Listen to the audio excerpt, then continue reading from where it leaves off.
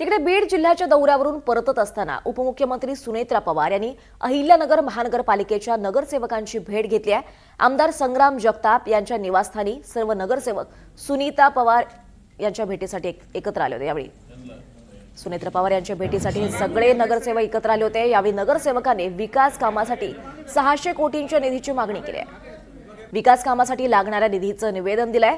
अजित पवारांनी या महानगरपालिकेला चांगला निधी दिलेला आहे आणि यापुढेही शहरातल्या विकास कामासाठी आपण निधी मिळवून देण्यासाठी पाठपुरावा करणार असं आश्वासन सुनेत्रा पवार यांनी दिलं आहे।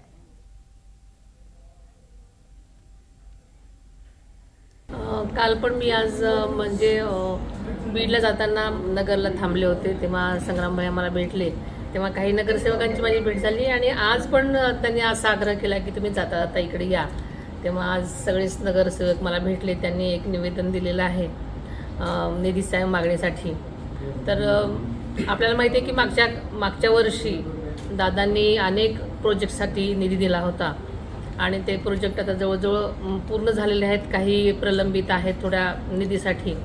तर नक्कीच आपण आपल्या ह्याच्यामधून त्या निधीची पूर्तता करण्यासाठी मी जरूर प्रयत्न करेन।